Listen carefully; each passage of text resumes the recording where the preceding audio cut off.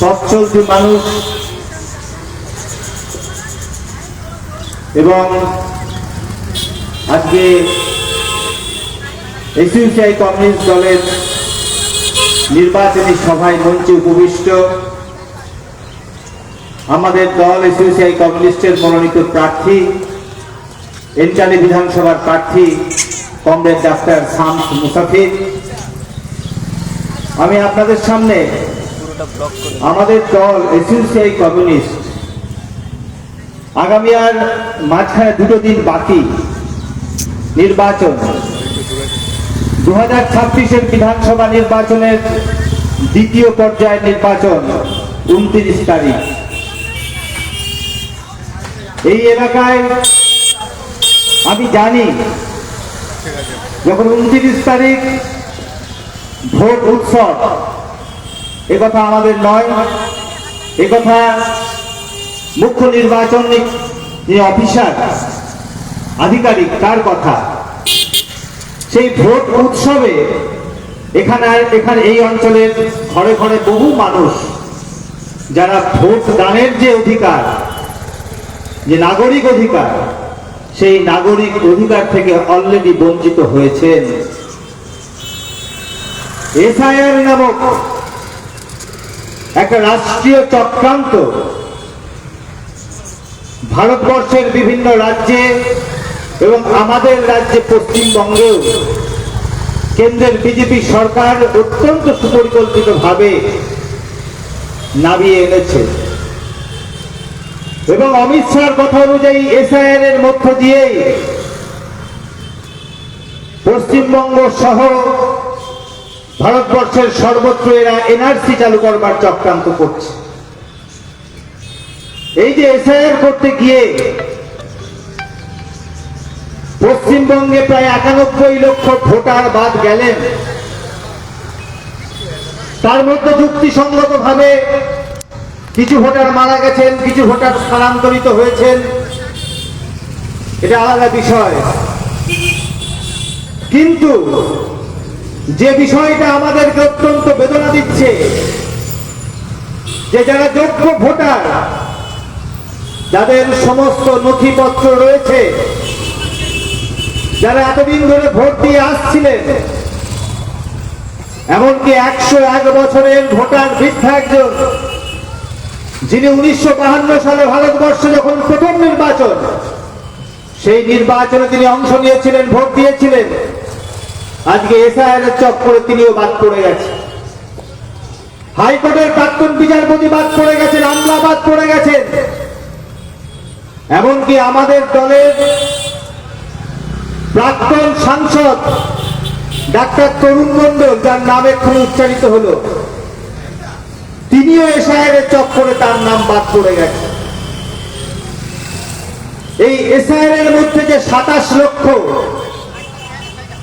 যাদেরকে বলা হচ্ছে লজিক্যাল ডিসক্রিপেন্সি, অর্থাৎ যাদেরকে বিভিন্ন নামের বানান, তার মিডল নেম, মাঝখানের যে নাম,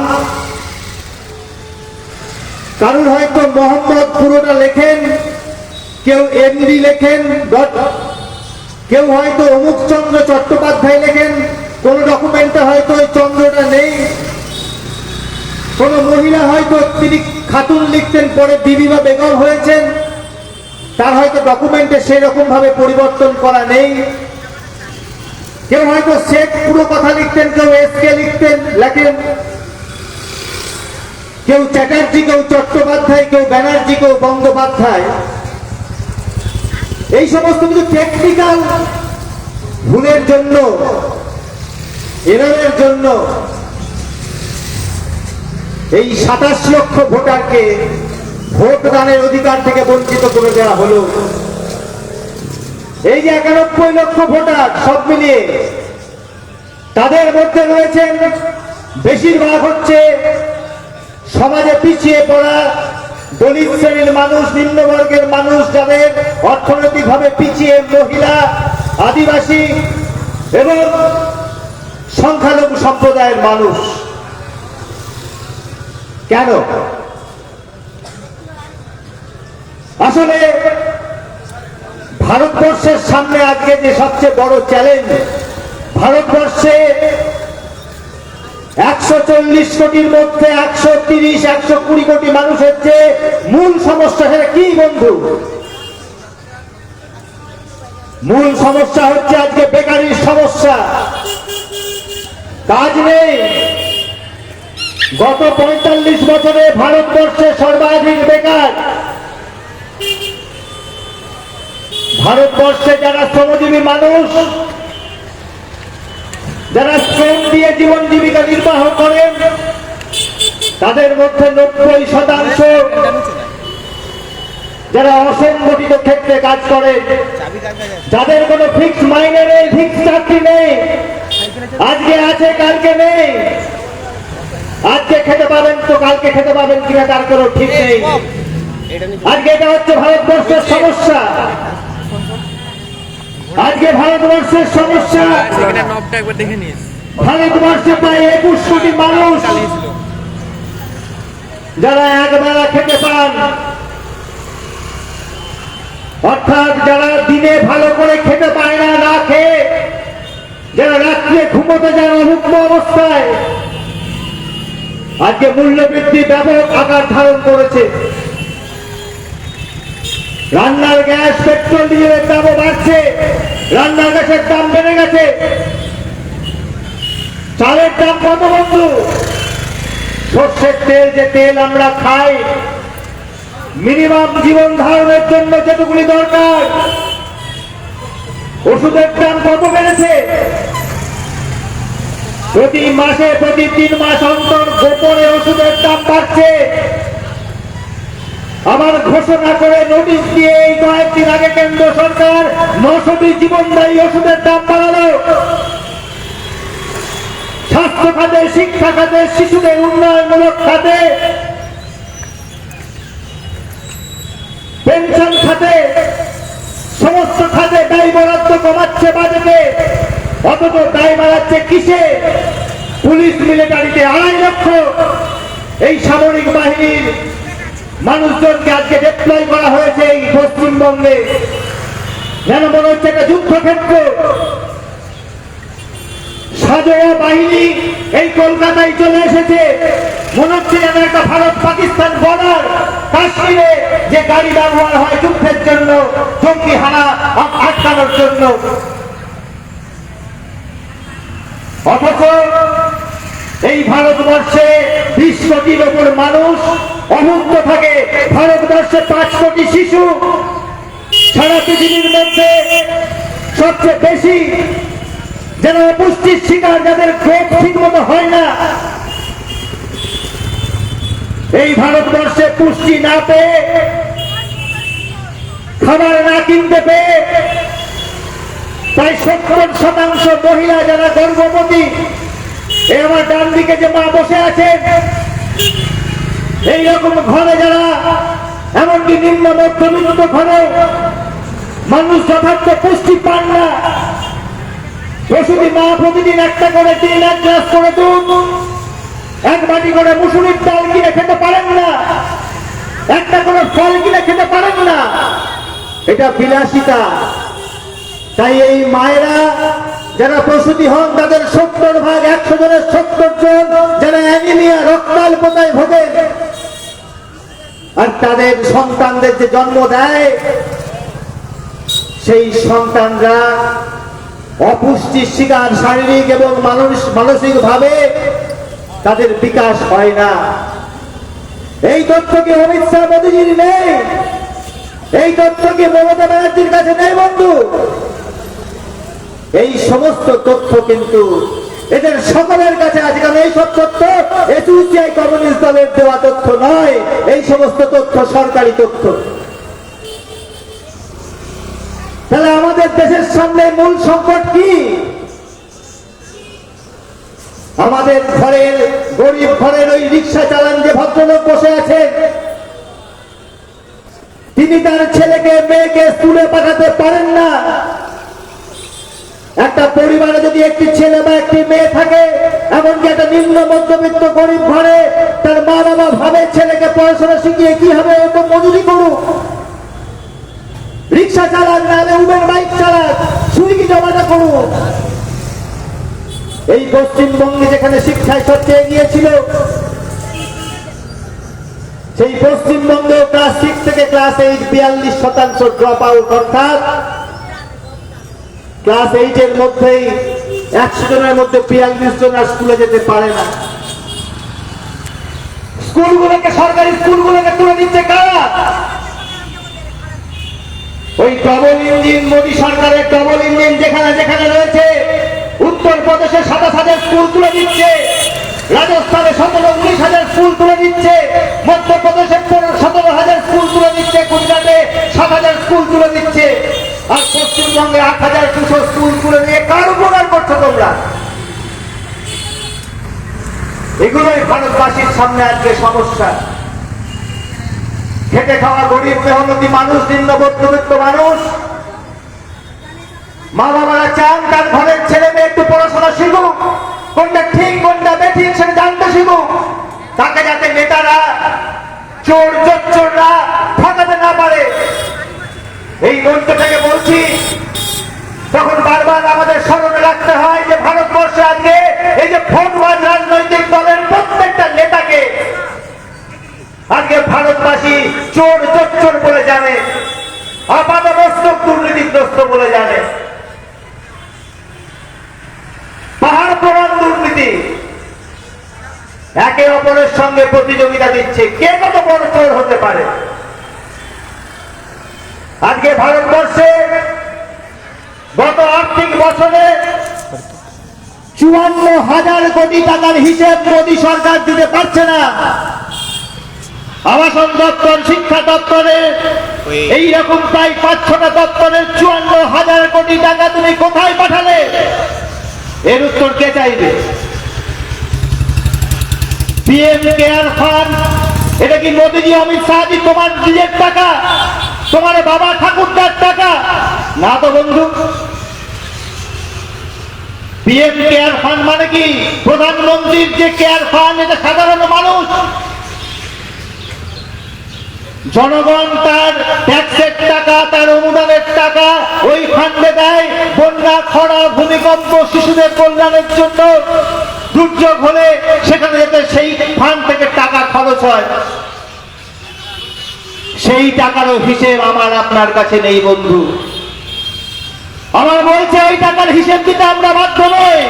কেন এই গোপনীয়তা? আমি যদি সৎ হই, আমি যদি চুরি না করি, তাহলে গোপনীয়তা কিসের? জনগণের টাকা জনগণকে আমি পাই পয়সা বুঝিয়ে দেব, দিচ্ছে না। আজকে ভারতবর্ষে গত 10 বছরে প্রায় 50,000-এর উপরে কলকারখানা বন্ধ। এর হিসেব কে রাখবে? আজকে মেয়েদের উপর নির্যাতন বাড়ছে। যেখানে যেখানে ডবল ইঞ্জিন ওই বিজেপির সরকার রয়েছে, ওই উত্তরপ্রদেশ, মধ্যপ্রদেশ, ঝাড়খণ্ড থেকে, বিহার থেকে শুরু করে রাজস্থান, হরিয়ানা, এই সমস্ত রাজ্যে প্রত্যেক দিন অসংখ্য মেয়ের কান্না, ধর্ষণা হচ্ছে, কোনো বিচার হচ্ছে না। ভারতবর্ষে প্রতি বছর 30 থেকে 32,000 মেয়েরা যারা ধর্ষিতা হচ্ছে, কোথায় বিচার? যেমন করে উন্নাও, হাতরসে বিচার হয়নি, বিলকিস বানুর বিচার হয়নি, যেমন করে সাক্ষী মালিকদের বিচার হয়নি,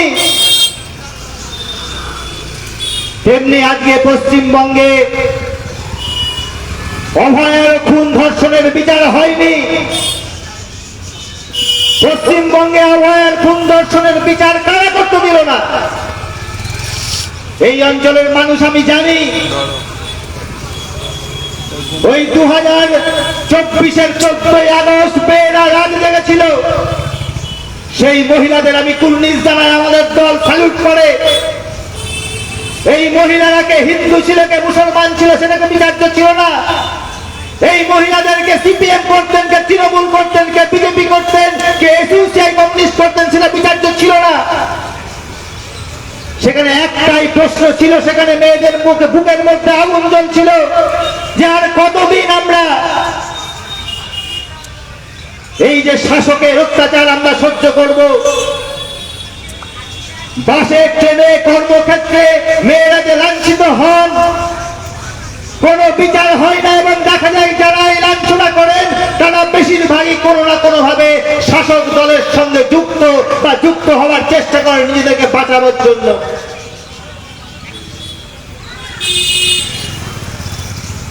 আর্জি করে অভয়া যখন খুন হয় 2024-এর 9ই আগস্ট, তারা এই হত্যাকে আত্মহত্যা বলে চালানোর চেষ্টা করেছিল রাজ্য সরকার এবং কলকাতা পুলিশ এবং তৃণমূলের নেতারা।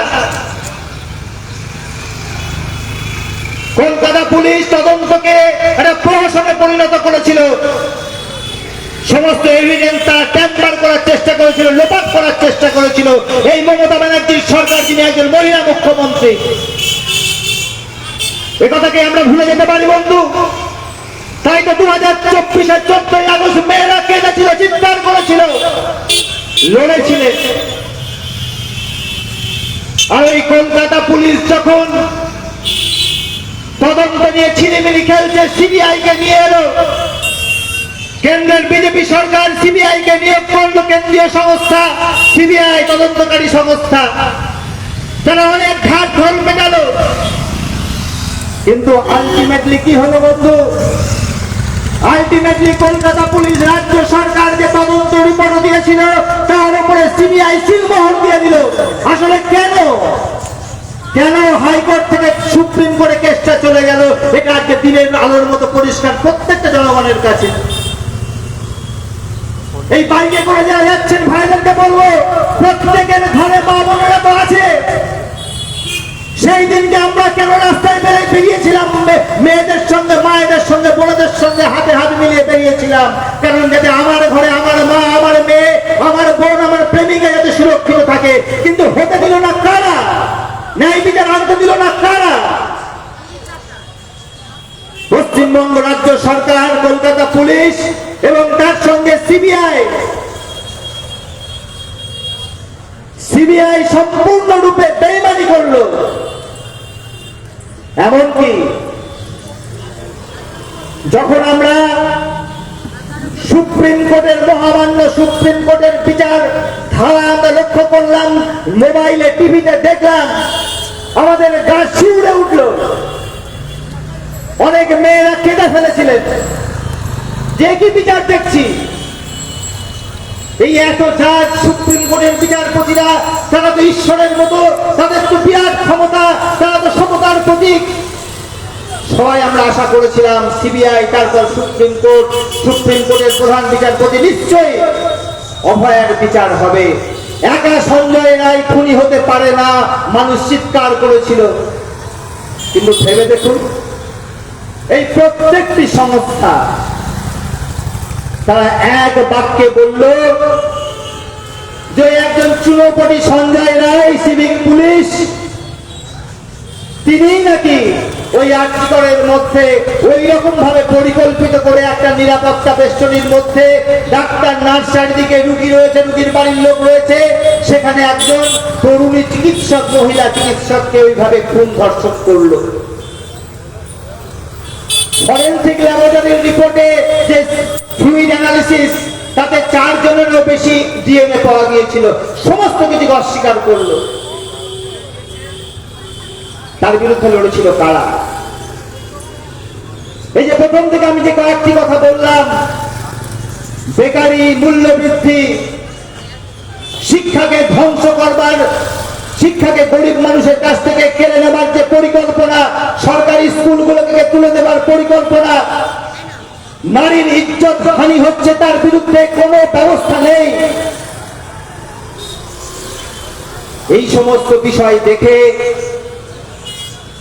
যখন সারা ভারতবর্ষ, পশ্চিমবঙ্গের মানুষ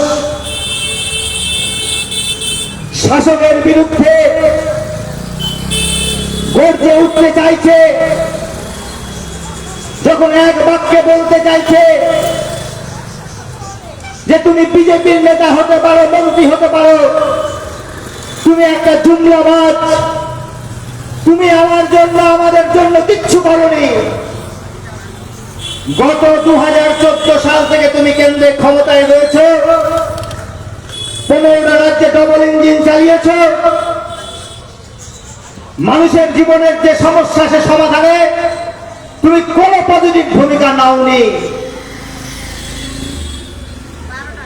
আর আজকে পশ্চিমবঙ্গে 2011 সাল থেকে যখন তৃণমূল ক্ষমতায় রয়েছে, তখন পশ্চিমবঙ্গের মানুষ তারা অদৃশ্য এই দুর্নীতি দেখে।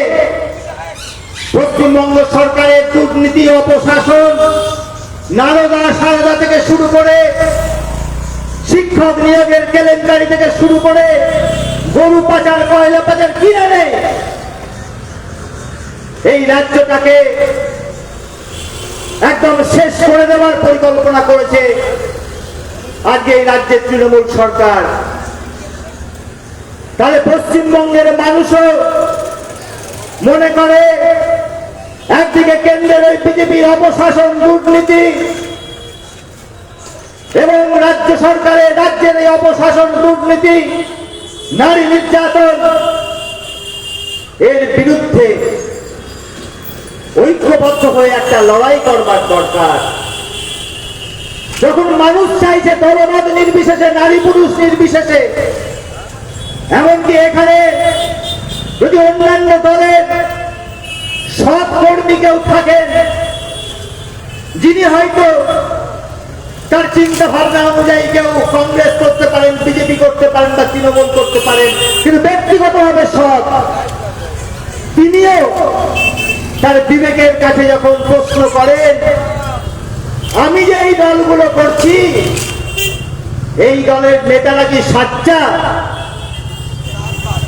কান পাতলেই শোনা যায় বন্ধু, এই সমস্ত ভোটবাজ দলের যারা সাধারণ কর্মী, সৎ কর্মী, তারা বলে আমরা আমাদের নেতাদেরকেও বিশ্বাস করতে পারি না।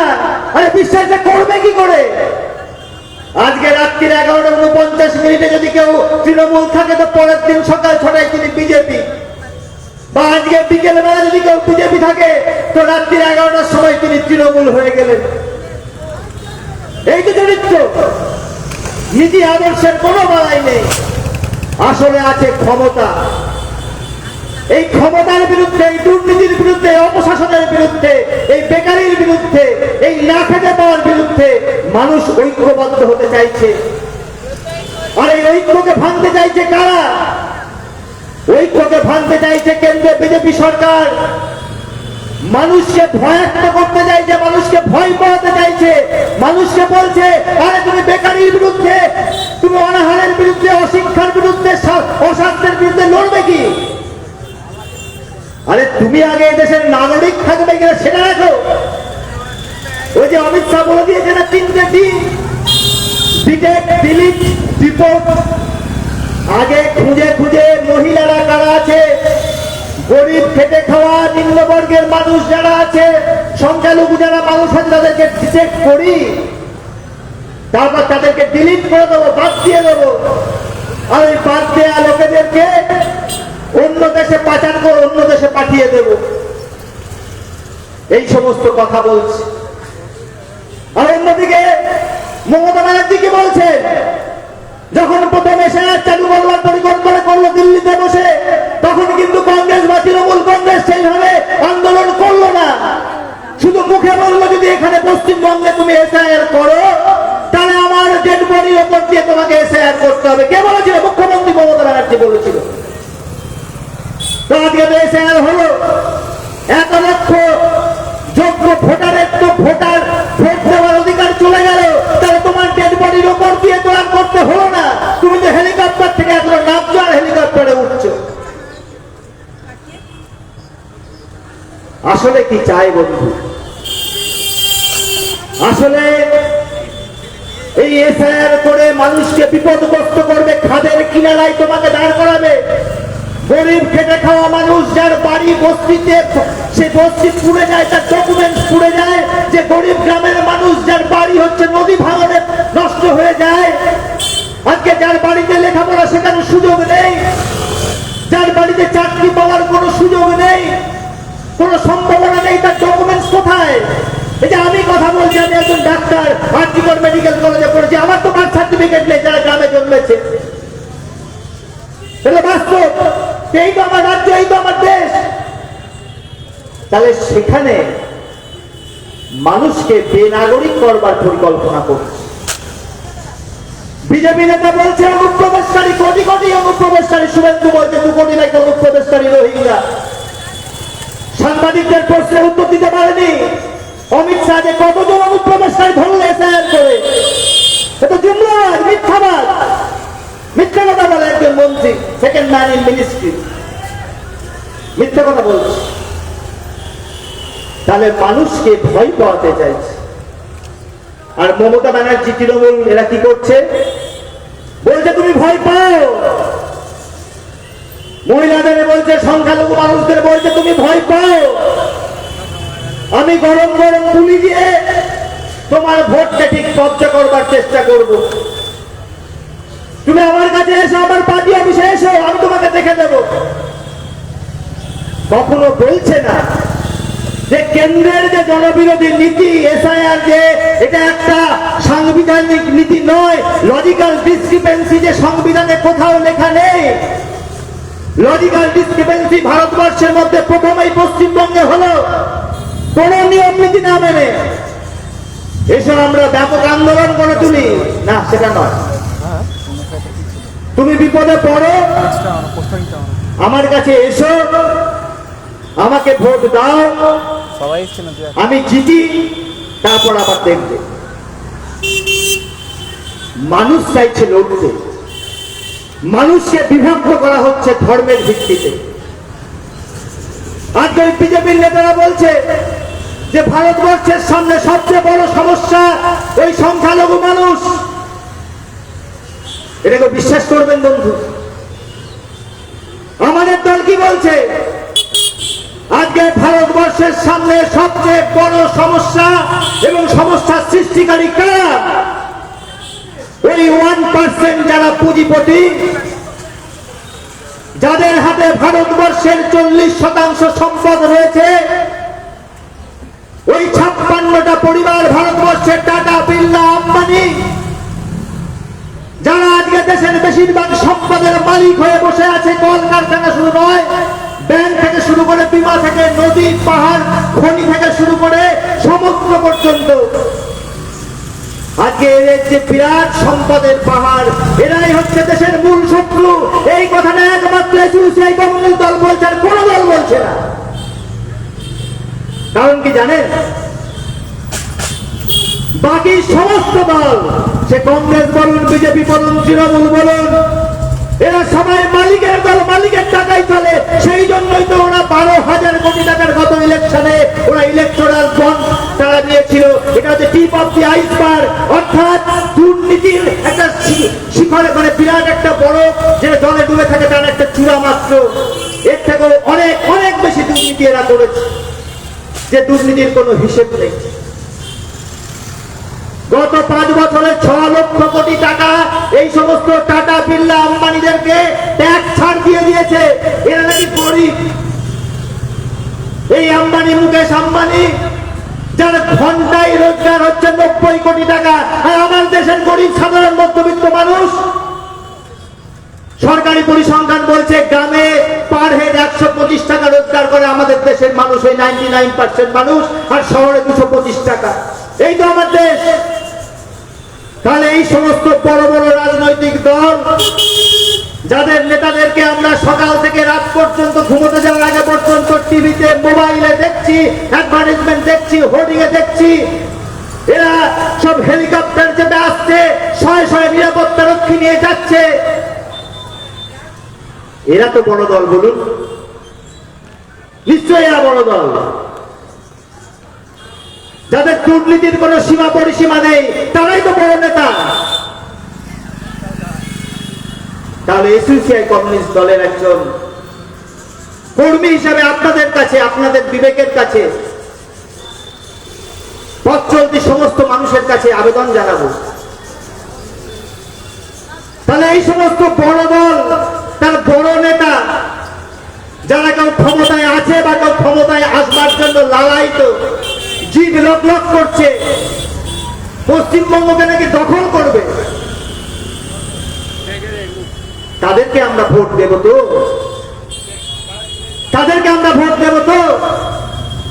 তাহলে এই সমস্ত বড় বড় দল যারা 1952 সাল থেকে নির্বাচনে জিতে ভারতবর্ষে বা বিভিন্ন রাজ্যে এই পশ্চিমবঙ্গ ক্ষমতায় ছিল, এক সময় কংগ্রেস, তারপরে সিপিএম পরিচালিত বামফ্রন্ট সরকার এবং আজকে তৃণমূল সরকার আর এই কেন্দ্রে বিজেপি সরকার,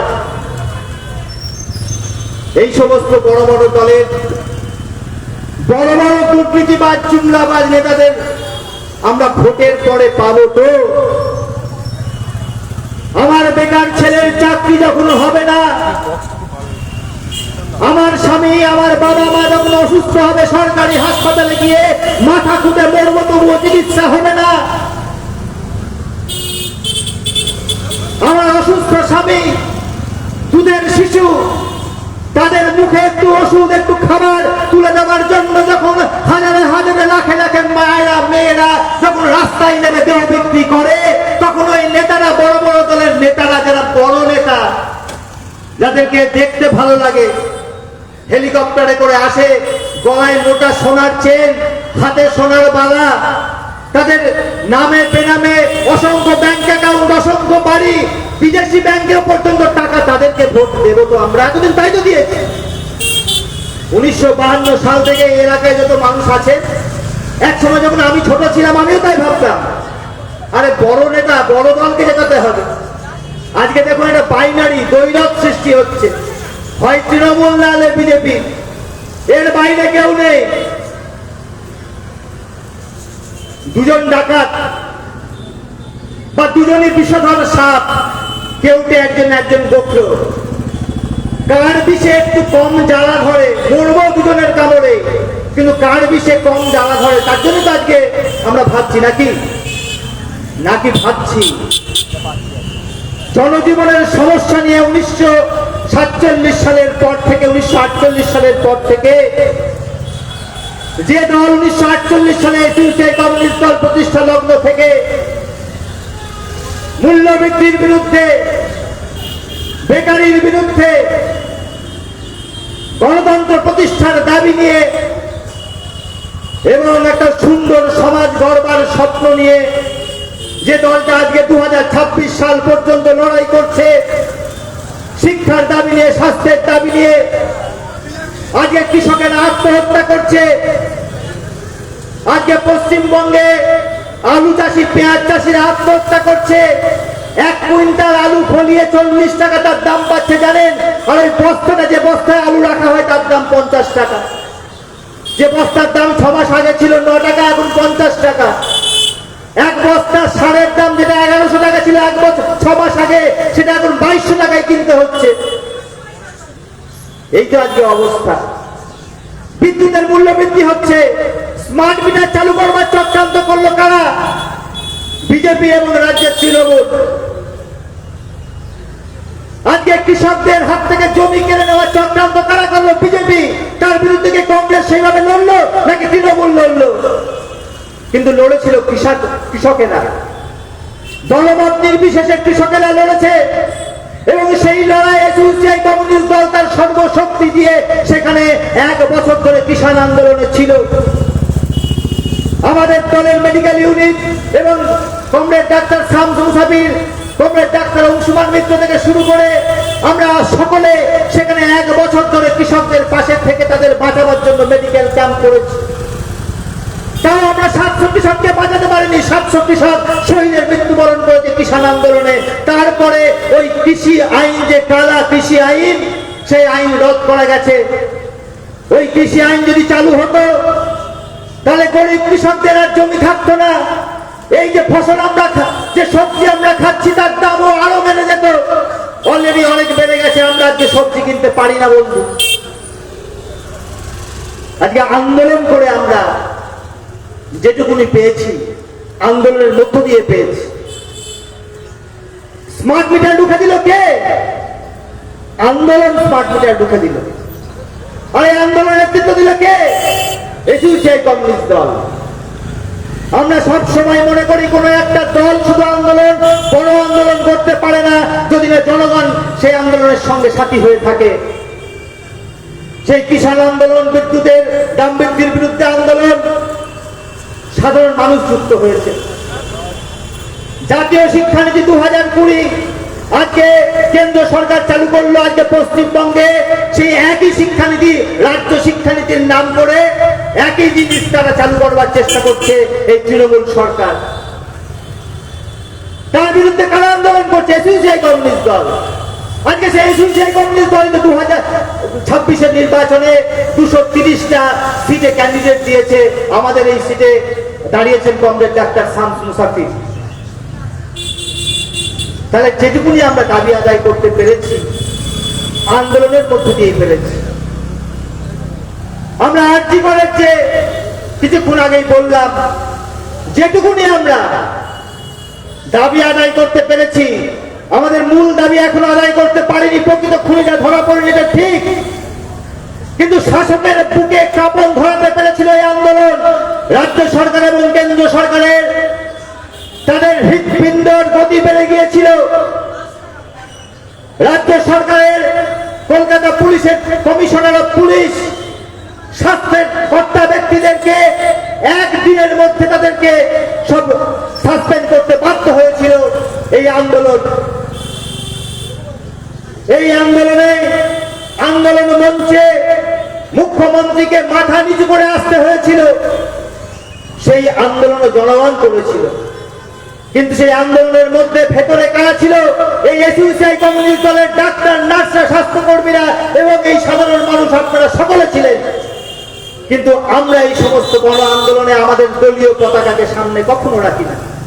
এটা আমাদের নীতিই নয়, কারণ আমরা মনে করি একটা বিপ্লবী দল, একটা শ্রমিক শ্রেণীর দল, মেহনতি গরিব মানুষের দল কোন আন্দোলনের নেতৃত্ব দিতে পারে, কিন্তু সেই আন্দোলনে সেই দল চায় যাতে সাধারণ মানুষ অংশগ্রহণ করে, তাদের মধ্যে থেকে নেতৃত্ব উঠে আসে। তাই আমরা কিন্তু আমাদের দলের কোনো পতাকা আমরা তুলিনি। আর এই বিজেপির নেতারা কি বলেছিল যে ওই আন্দোলন করে কিছু হবে না, আমাদের কাছে আসলে আমরা বিচার দিয়ে দেবো। কংগ্রেস আন্দোলন করেনি। এমনকি বলতে খারাপ লাগে, সিপিআইএম এর নেতারাও এই আন্দোলনকে বামফ্রন্টের আন্দোলন বলে চালানোর চেষ্টা করেছিল। ওই যখন ধর্মতলায় অনশন হচ্ছে তখন বামফ্রন্টের ডাকে একটা সভায় অনশন মঞ্চ করবার চেষ্টা হয়েছিল। আমরা তারও নিন্দা করেছিলাম। আমরা বলেছিলাম যে আসুন, আপনাদের সমস্ত মানুষ আসুন, দলমত নির্বিশেষে সব মানুষ আসুন। আজকে অভয়ের মা দিল্লিতে গিয়ে অপেক্ষা করে মোদীজির সঙ্গে দেখা করতে পারেনি। অমিত শাহ কলকাতায় এসেছিলেন, তাও অভয়ের মায়ের সঙ্গে দেখা করেননি। কিন্তু ভোট বড় বেলায় পশ্চিমবঙ্গে এই অভয়ের ন্যায় বিচার নিয়ে যে আন্দোলন, সেই আন্দোলনের সেন্টিমেন্টকে কাজে লাগিয়ে ভোটে জিততে হবে এবং আগামী দিনে আরো বেশি করে হাতরাস, আরো বেশি করে কাঠুয়া, উন্নাও পশ্চিমবঙ্গে করতে হবে। তাই বিজেপি সরকার, আজ বিজেপির দল আজকে ওই তার মাকে প্রার্থী করে তার পাশে অবশেষে প্রধানমন্ত্রী বসেছে। লজ্জা লাগে আমাদের। তাহলে এর প্রতিবাদ সাধারণ মানুষ হিসেবে আমরা করব না? আন্দোলন যেমন আমরা করবো, আবার আগামী 29 তারিখে নির্বাচন, সেখানে টর্চ চিহ্নে এসইউসিআই কমিউনিস্ট দলের প্রার্থীকে আমরা ভোট দেব না? আজকে ভাবতে খারাপ লাগে, এই এলাকার বামপন্থী অন্যান্য দলের যদি সৎ কর্মী কেউ থাকেন, আমাদের এই বক্তব্য যদি তাদের কানে পৌঁছায়, কেউ যদি শোনেন, তাদের কাছে আমি আবেদন রাখবো, আপনাদের নেতাদেরকে বলুন যে দয়া করে বামপন্থার ওই যে পতাকা, লাল পতাকা, সেই পতাকার অপমান আপনারা করবেন না। আমাদের কর্মীদের সামনে অন্যান্য দলের বহু বামপন্থী কর্মী যারা সৎ বিবেকবান, তারা চোখের জল ফেলে আজও। তারা বলেন এই কারণে আমরা সিপিআইএম দলটা করতে আসিনি, আমরা এসেছিলাম বামপন্থার আবেগ নিয়ে। এই সৎ যারা বামপন্থী, তারা সিঙ্গুর নন্দীগ্রাম চাননি। যেমন করে যারা আজকে সিপিআইএম এর নেতারা ওই একটা দুটো সিট পাওয়ার জন্য কংগ্রেস দুর্নীতিগ্রস্ত, যে কংগ্রেস দাঙ্গা বাঁধিয়েছে ভারতবর্ষে, যে কংগ্রেস ভারতবর্ষে এবার ইমার্জেন্সি চালু করেছে, যে কংগ্রেস আজকে বাবরি মসজিদের চেয়ে 1990 সালে রাজীব গান্ধীর আমলে বাবরি মসজিদের তালা পেছনের দরজা দিয়ে খুলে রামলালার মূর্তি ঢুকিয়ে ভারতবর্ষের সাম্প্রদায়িকতার বিষ তারা ঢুকিয়েছিল, সেই কংগ্রেসকে আজকে বলছে দুর্নীতির কালো দাগ নাকি কংগ্রেসের গায়ে লাগেনি, কংগ্রেস নাকি অসাম্প্রদায়িক। আজকে কার অ্যানালিসিস? সিপিআইএম দলের নেতাদের অ্যানালিসিস। বামপন্থী কর্মীদেরকে আমরা আবেদন জানাবো, অনুরোধ করব, বামপন্থার যে মূল্যায়ন, বামপন্থী হিসাবে যে মূল্যায়ন, সেই মূল্যায়নে কখনো কি কংগ্রেসকে একটা দুর্নীতি মুক্ত অসাম্প্রদায়িক দল কেউ বলতে পারে? বলতে পারে না। সেই কংগ্রেস আজকে এই বিধানসভা নির্বাচনে সিপিএম এর হাত ছেড়ে দিয়েছে, এটা লজ্জার কথা। আজকে আইএসএফ একটা সাম্প্রদায়িক দল, ধর্মভিত্তিক একটা দল, নামে সেকুলার ফ্রন্ট। সেই আইএসএফ এর সঙ্গে যাচ্ছে আজকে সিপিএম এর নেতারা জোট করে কয়েকটা সিট পাওয়ার জন্য। বলতেও লজ্জা হয়, ভাবতেও খারাপ লাগে। ওই হুমায়ুন কবির, যিনি একজন সাম্প্রদায়িক একটা ষড়যন্ত্রকারী বলা যেতে পারে, পশ্চিমবঙ্গে হিন্দু মুসলমানের দাঙ্গা বাঁধানোর জন্য এই সমস্ত লোকেরা উঠে পড়ে লেগেছে শুধু কিছু আখের গোছাবে বলে। আজকে সেই হুমায়ুন কবিরের মন বুঝতে গিয়েছিলেন সিপিআইএম এর রাজ্য সম্পাদক। এটা বামপন্থার লজ্জা। আমরা যখন লাল ঝান্ডা নিয়ে সংগ্রামী বামপন্থার কথা বলি মানুষের দরজায় দরজায়, বহু মানুষ বুঝে না বুঝে যখন বলেন ওই সিপিএম কি করে হুমায়ুন কবিরের সঙ্গে যায়, আইএসএফ এর সঙ্গে যায়, তখন তো আমাদের বুঝে লাগে বন্ধু। তাই বামপন্থী কর্মীদেরকে অনুরোধ করব, বামপন্থার পথে আসুন, বামপন্থী ঐক্য করে তুলুন, আন্দোলনের ঐক্য করে তুলুন। শুধু ভোটের আগে ভোট পাওয়ার জন্য ঐক্য নয়, জনজীবনের সমস্যা নিয়ে লড়বার জন্য বামপন্থীদেরকে ঐক্যবদ্ধ করুন। দরকার নেই একটা সিট, এসইউসিআই কমিউনিস্ট দলের একটা এমপি নেই, কিন্তু 230টা আমরা ক্যান্ডিডেট দিয়েছি গর্বের সঙ্গে, সাহসের সঙ্গে, মাথা উঁচু করে আমাদের কর্মীরা জনগণের কাছে যাচ্ছে, জনগণ দুহাত তুলে আশীর্বাদ করছে, তারা আমাদের কর্মীদেরকে খাওয়াচ্ছে, আশ্রয় দিচ্ছে, টাকা দিচ্ছে, তাই তো আমরা লড়তে পারছি। আজকে ভারতবর্ষের 25টা রাজ্যে বামপন্থী দল হিসাবে আজকে এসইউসিআই কমিউনিস্ট দল ইমার্জ করেছে। আগামী দিনে সর্ববৃহৎ বামপন্থী দল হিসেবে এসইউসিআই দল ভারতবর্ষে মাথা চাড়া দিচ্ছে, মাথা তুলছে সগর্বে। কিসের জোরে? টাকার জোরে, এমএলএমপির জোরে? না বন্ধু, আদর্শের জোরে, নৈতিকতার জোরে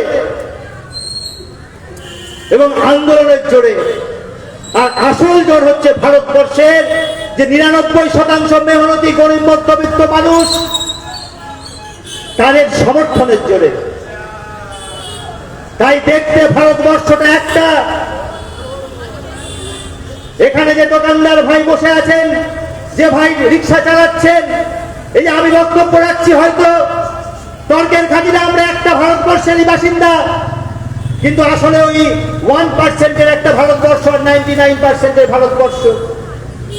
এসইউসিআই কমিউনিস্ট দল ওই খেটে খাওয়া, অবহেলিত, নিপীড়িত, শোষিত 99% মানুষের প্রতিনিধিত্ব করছে। তাই কোনো জুমলাবাজি এই দল সহ্য করতে পারে না। কোথায় গেল ওই বিজেপির প্রতি বছরে 2 কোটি বেকারের চাকরি দেওয়ার প্রতিশ্রুতি?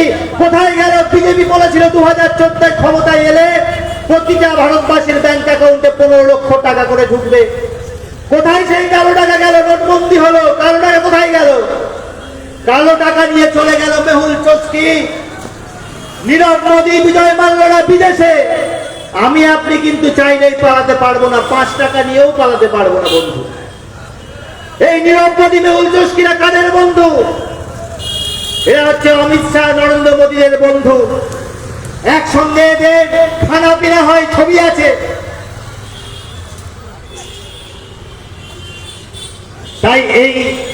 বিজেপি পশ্চিমবঙ্গে এসে দুর্নীতিগ্রস্ত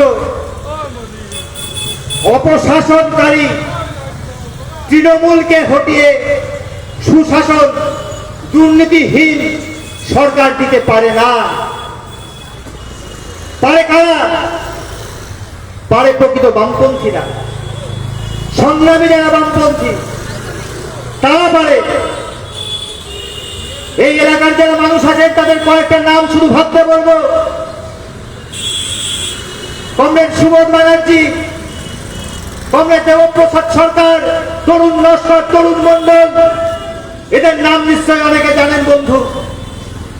এরকম আরো অনেকে বিভিন্ন সময়ে পশ্চিমবঙ্গের বিধানসভায় এসইউসিআই কমিউনিস্টের দলের নেতারা যারা এমএলএ হয়েছিলেন বা কেউ এমপি হয়েছিলেন, আজ পর্যন্ত একজন কোন ব্যক্তি, এমনকি আমাদের কোন বিরোধী দলের কোন নেতাও বলতে পারবে না যে এসইউসিআই কোন এমএলএ বা এমপি 1 পয়সা দুর্নীতি করেছে। বলতে পারবে না বন্ধু।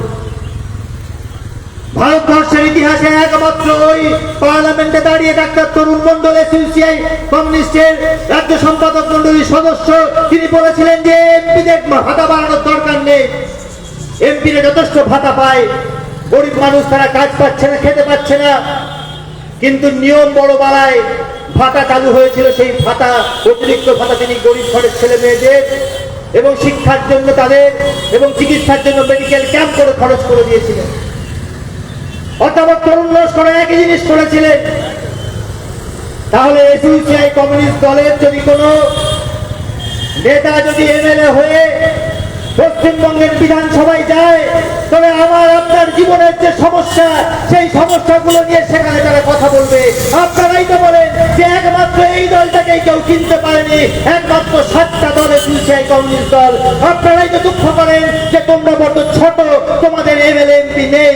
2026 সালে আপনাদের যে অপূর্ণ স্বপ্ন আপনারাই পূরণ করুন, আপনারাই টর্চ চিহ্নে ভোট দিয়ে এসইউসিআই কমিউনিস্ট দলের প্রার্থীকে বিধানসভায় নিয়ে হচ্ছে। সব নেতারা গরম গরম বক্তৃতা দিচ্ছে আর জনগণকে যে যা পাচ্ছে বিভ্রান্ত করবার চেষ্টা করছে।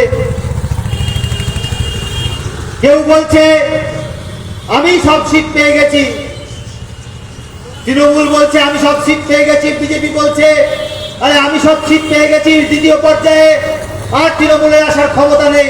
আর তৃণমূল বলছে বিজেপি কোনো সিট পাবে না, গোল্লা জিরো। কিন্তু এসইউসিআই কমিউনিস্ট দল জনগণের বিচার বুদ্ধি বিবেচনা বিবেকের উপর ভরসা রাখে, শ্রদ্ধা রাখে। আমরা ওই দুর্নীতিগ্রস্ত জুমলাবাজদের মতো নই। আমরা ভোটের আগে যত সব মিথ্যে কথা বলে ভোট চুরি করব, আর ভোট ফুরিয়ে গেলে মালিকদেরকে তোষামতি করব, মালিকদের হাতে সমস্ত কিছু তুলে দেবো আর মূল্যবৃদ্ধি ঘটাবো, বেকারি বাড়াবো। না বন্ধু, আমরা সেরকম দল নই। এটা আপনারাই বলেন। আপনারা বলেন যে আমরা নাকি ছোট দল। এক সময় ওই সিপিআইএম এর নেতারা এটাকে অন্যভাবে নেবেন না, তারা বলতেন, আমি তখন ছাত্র সংগঠন করতাম, অল ইন্ডিয়া দিয়ে তো আমাদের দলের ছাত্র সংগঠন, আর সিপিআইএম এর ছাত্র সংগঠন এসএফআই নেতারা বলতেন এটা হচ্ছে আসলে 34 বছর ক্ষমতায় থাকার ফলে ওই নেতাদের মধ্যে একটা উদ্ধত্ত, একটা দম্ভ, যেটা বামপন্থীদের থাকা উচিত নয়। কোন বামপন্থীরই দম্ভ মানে হচ্ছে সে শেষ, সে জনবিচ্ছিন্ন হয়ে যাবে, মাটিতে তার পা পড়বে না। এক সময় বলতো এসএফআই নেতারা বা সিপিএম এর নেতারা যে ওদের তো মাইক্রোস্কোপ দিয়ে দেখতে হয়। এক সময় বলতেন যে চামচিকেও পার্টি, এসইউসিআই পার্টি। কিন্তু 34 বছর বন্ধু ক্ষমতায় থেকে তোমরা তাহলে বামপন্থার কি শিক্ষা দিলে যে আগে নাম পরে নাম বলতে হচ্ছে তোমাদের কর্মীদেরকে? আর তোমাদের সবচেয়ে বড় নেতা পশ্চিমবঙ্গে বিমানবাবু বলছেন যে এই তত্ত্বটা আমরা আনিনি, এগুলো আমরা শেখাইনি আমাদের কর্মীদের, ওই আরএসএসের নেতারা আমাদের কর্মীদের শিখিয়েছে। কোন বামপন্থী সৎ কর্মী, বামপন্থীরা চিন্তাশীল মানুষ, গরিব খেটে খাওয়া মেহনতি মানুষ সবসময় চিন্তা ভাবনা করে, কারণ তাকে তো পেট চালাতে হয়। তারা কখনো তো বিশ্বাস করবেন যে আরএসএসের নেতা শিখিয়ে গেছেন সিপিআইএম এর কর্মীদের আগে দাম পরে বাম? তাহলে শুধু ভোটের জন্য যেন তেন প্রকারে জিততে হবে, এই নীতি কোনোদিন বামপন্থীদের হতে পারে না। আমাদের দলের নেতা প্রতিষ্ঠাতা কমরেড শিবরাজ বলেছেন যে এই যে ইলেকশন একটা বুর্জোয়া পলিটিক্স, এখানে জনগণ যদি সচেতন না থাকে তাহলে ওই ব্যবসায়ীদের টাকা আর ওই মিডিয়ার প্রচারে নির্বাচনের মধ্যে জনগণ উলুখাগড়ার মতো ভেসে যায়। দেখুন, নির্বাচনের দুদিন আগে আমাদের নিজেদেরকে কেন একটা অসহায় মনে হচ্ছে না? যে কাকে জেতাবো, কে আমার ভাগ্য নির্ধারণ করবে, কে আমার বেকার ছেলে চাকরি দেবে, কে আমার মেয়ের নিরাপত্তা দেবে, কে আমার অসুস্থ স্বামীর মুখে ওষুধ তুলে দেওয়ার সুযোগ করে দেবে, কে আমার বন্ধ কলকারখানা খুলবে, কে ওই ফসলের ন্যায্য দাম দেবে। আমরা এইসব তো ভাবি, কিন্তু এইরকম ভাবতে ভাবতে তো একটা অসহায় লাগে নিজেদেরকে। তাহলে উলুখাগড়ার মতো আমরা কি ভেসে যাব বন্ধু? নির্বাচনের ঠিক দুদিন আগে ওই প্রথম পর্যায়ে সব বড় বড় নেতাদের যে মিথ্যা ভবিষ্যৎবাণী, তাতে কি আমরা কনফিউজ হব? নাকি আমরা সংগ্রামী বামপন্থী আন্দোলনের শক্তি যেন রাস্তায় দাঁড়িয়ে লড়ে, পুলিশের মার খায়, গুলি খায়, শাসকের গুন্ডার হাতে রক্ত ঝরায়, তবুও রাস্তা ছেড়ে যায় না। আজকে যদি এই আনন্দ পালিত অঞ্চলে আগামী দিনে কোন হিন্দু ভাই, কোন মুসলমান ভাইয়ের উপর আক্রমণ হয়, তাহলে সবচেয়ে আগে এই এসইউসিআই কমিউনিস্ট দলের কর্মীরা এগিয়ে আসবে, বলবে যে ভারতবর্ষে হিন্দু মুসলমান সমস্যা মূল সমস্যা নয়, আসল সমস্যা হচ্ছে ওই কোটিপতি ভার্সাস যাদের হাতে কোনো টাকা নেই। আমরাই আগে বলবো। তাহলে সেই দলটাকে আপনারা জেতাবেন না? এই এসইউসিআই কমিউনিস্ট দলকে ভোটে জিতিয়ে আপনারাই তো প্রমাণ করবেন, এই এন্টালি বিধানসভা অঞ্চলের মানুষ তো প্রমাণ করবেন। যদি একজন এমএলএ যায়, এই দেখো ডাক্তার কমরেড শামস মুসাফির কিরকম একজন নেতা, দেখো যে একজন ডাক্তার হয়েও সে শুধু নিজের স্বার্থের কথা ভাবছে না, সে জনগণের দাবি নিয়ে বিধানসভার অভ্যন্তরে লড়ছে এবং রাস্তায় দাঁড়িয়ে রোদে গরমে জনসাধারণের মধ্যে লড়ছে, বস্তিতে বস্তিতে ফ্রি মেডিকেল ক্যাম্প করছে। এ কথাই তো বলবে। কমরেড ডাক্তার শামস মুসাফির কোন ধর্মের কথা বলবে না। ধর্ম প্রত্যেকের ব্যক্তিগত বিষয়, ধর্মকে আমরা শ্রদ্ধা করি, কিন্তু ধর্ম দিয়ে রাজনীতি, ধর্ম দিয়ে মানুষকে ভোলানো, এটাকে আমরা সমর্থন করি না। যেমন করে বিবেকানন্দ সমর্থন করেননি, মোদীজিরা সমর্থন করতে পারেন, মমতা ব্যানার্জিরা সমর্থন করতে পারেন, কিন্তু এসইউসিআই কমিউনিস্ট দল এটাকে সমর্থন করে না। বিবেকানন্দ, রামকৃষ্ণ, চৈতন্যরা সমর্থন করেননি। বিবেকানন্দ বলেছিলেন আগে খাদ্য চাই, আগে রুটি, তারপর বস্ত্র, তারপর ধর্ম, ধর্ম আগে নয়। তিনি বলেছিলেন যে আমার সন্তান থাকলে আমি তাকে ধর্মীয় শিক্ষা দিতাম না। তিনি বলেছিলেন আমার একটা ভারতবর্ষ আসবে, যে ভারতবর্ষে একদিন বেদ, বাইবেল, কোরআন সব এক হয়ে যাবে এবং এগুলো সব একটা সমন্বয়ের মধ্যে দিয়েই হবে। অর্থাৎ আলাদা আলাদা করে ধর্ম থাকার দরকার হবে না। বিবেকানন্দ এত বড় কথা বলেছিলেন যে আগামী দিনে এমন একটা ভারতবর্ষ আসবে, যে ভারতবর্ষে আমার সন্তান হবে বৌদ্ধ, আমার স্ত্রী থাকলে তিনি হবেন খ্রিস্টান, আমি হব মুসলমান। এটা কার কথা? আজকে বিবেকানন্দ হিন্দু নয়, মোদীজিরা হিন্দু, অমিত শাহজিরা হিন্দু। আজকে আমার নরম হিন্দুত্বের কথা বলছে মমতা ব্যানার্জিরা। আজকে আজকে স্কুল তুলে দিয়ে, হাসপাতাল তুলে দিয়ে আজকে দুর্গা মন্দির, মহাকাল মন্দির তৈরি করছে, জগন্নাথ মন্দির তৈরি করছে। তুমি লজ্জা করে না? সিপিআইএম নেতাদেরকে বলবো, তোমরা ভাতার কথা বলছো, তোমাদের ইশতেহারে তোমাদের কত অবনতি আর হবে? তোমরা সাম্প্রদায়িক শক্তির সঙ্গে হাত মেলাও, তোমরা ভাতার কথা বলো। বামপন্থার এবিসিডি ত্যাগ করে নেতাদের কি হলো আজকে অবস্থা? বামফ্রন্টের নেতাদের এই প্রশ্ন আমরা করবো না? আমরা কাঁধে কাঁধ মিলিয়ে বামপন্থীরা তো লড়বো। আমি জানি সমস্ত বামপন্থী দলের সৎ কর্মীদের একটা আকুতি ছিল এই ভোটের আগেও আন্দোলনে আমরা সবাই একত্রিত হই, বামপন্থীরা একত্রিত হই, কিন্তু ভোট বড় বাড়ায়। ভোটে ওই কংগ্রেসের হাত ধরতে হবে, আইএসএফ এর হাত ধরতে হবে। ফলে আন্দোলনে সিপিআই কমিউনিস্ট দলের সঙ্গে যাওয়া যাবে না। 2016 সালে না 14 সাল সম্ভবত একবার কথা হয়েছিল আমাদের দলের সাধারণ সম্পাদকের সঙ্গে, তৎকালীন সিপিআইএম এর সাধারণ সম্পাদকের, যে আসুন আমরা একসঙ্গে আন্দোলন সংগঠিত করি ভারতবর্ষের বুকে।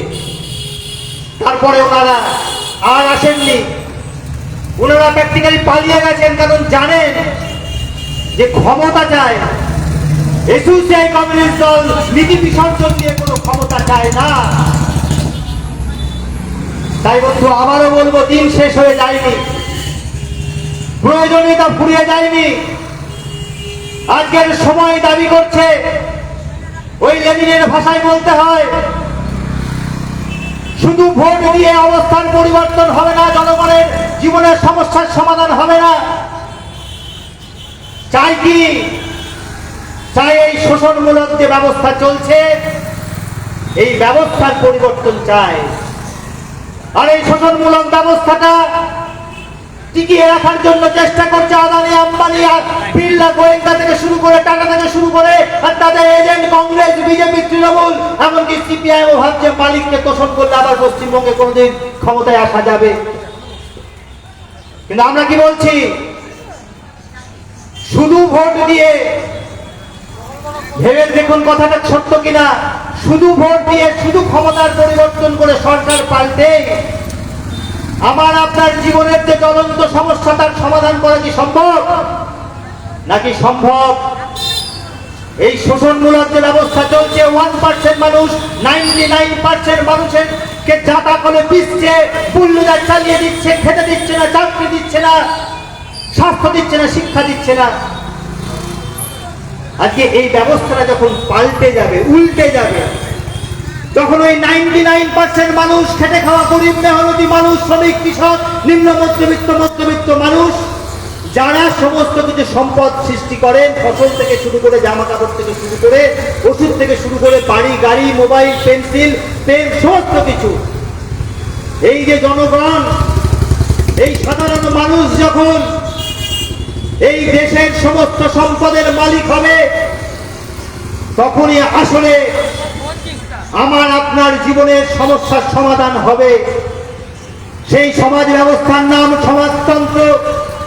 তার জন্য সুদূর প্রসারী লড়াই লড়তে হবে, এবং তার জন্য এই গণ আন্দোলনে সিপিআই কমিউনিস্ট দল এবং তারই ধারাবাহিকতায় এই ইলেকশনে আমরা পার্টিসিপেট করি, অংশগ্রহণ করি, এবং বলি প্রকৃত বামপন্থী, সৎ, বিবেকবান, যাদের গায়ে এক ফোঁটা দুর্নীতির কালি লাগেনি, সেই সিপিআই কমিউনিস্ট দলের প্রার্থীকে চট চিহ্নে ভোট দিয়ে জয়যুক্ত করে আপনি জিতুন, জনগণ জিতুন।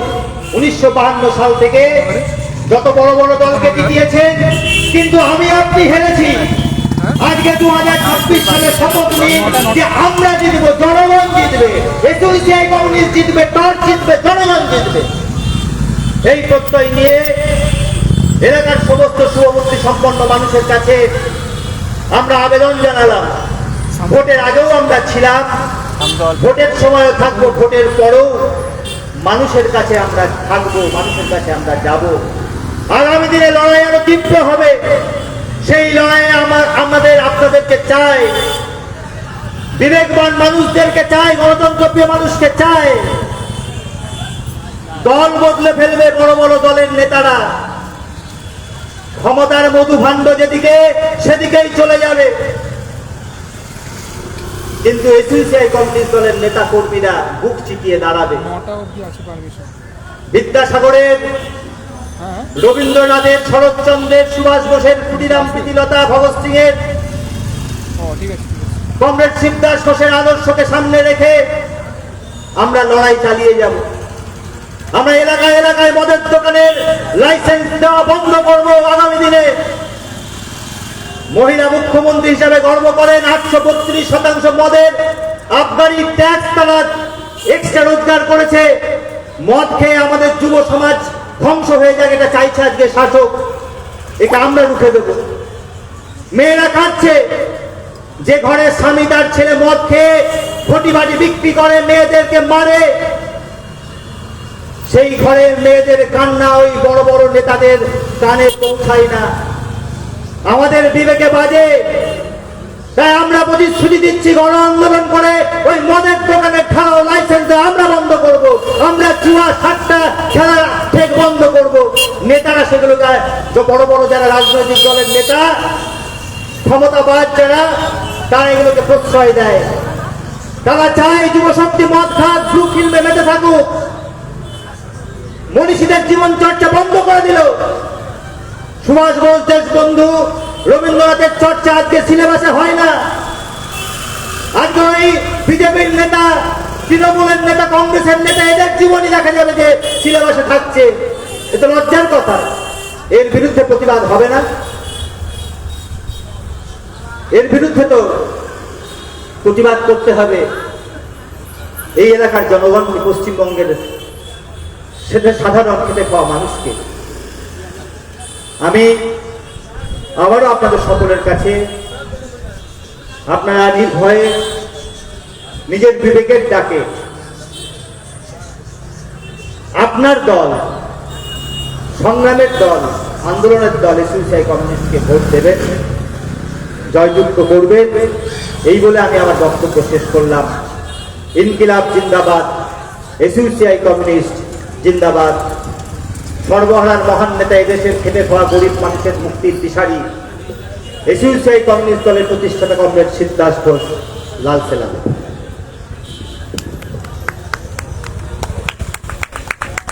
বন্ধুগণ, দীর্ঘক্ষণ আপনারা এসইউসিআই কমিউনিস্ট দলের নির্বাচনী বক্তব্য শুনছেন।